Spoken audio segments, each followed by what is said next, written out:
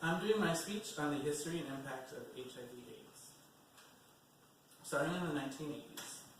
In 1981, the CDC first gave reports of several gay men acquiring very infectious diseases that were opportunistic. By the end of 1981, GRID was the first acronym used for what we know now as AIDS. GRID stood for Gay-Related Immunodeficiency. In 1982, a year later, we first came to terms with AIDS as a visual term, meaning Advanced Immunodeficiency Syndrome. In 1985, well into his second term and 4 years after the plague first started, Reagan first mentioned AIDS in a public speech.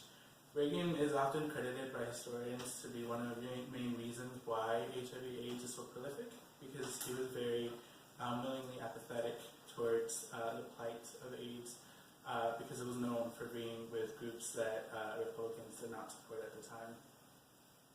And then in 1987, we had the first therapies for antiretroviral therapies for HIV. In the 1990s, in 1992, AIDS is declared the leading killer of all American men ages 25 through 44. Just 2 years later, in 1994, AIDS is then declared as the leading killer of all Americans ages 25 through 44. In 1994, the first oral and rapid tests for HIV were approved by the FDA.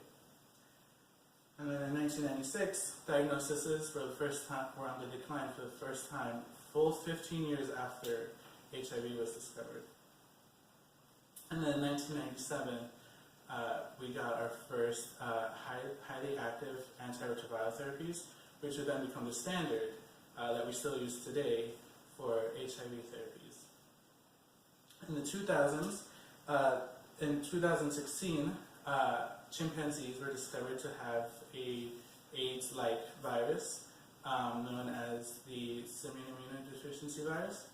And the discovery of this led to many people believing that there was a link between the first human case of HIV and the simian immunodeficiency virus.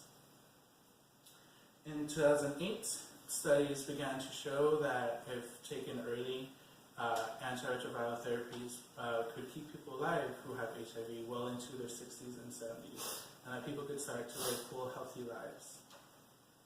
And then in 2009, decades after discovering HIV, President Obama finally lifted the very restrictive travel bans that were placed on people who have HIV coming into the US.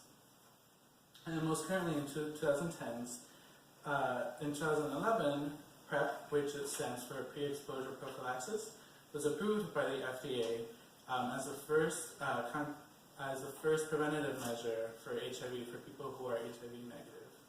And most recently, there have been several cases and studies that have shown that in special cases, people who were once infected with HIV/AIDS are now virus-free. Although there are many repeats to a lot of those cases, but they keep coming up more and more. And finally, as of 2015, 35 million people worldwide have died from HIV/AIDS.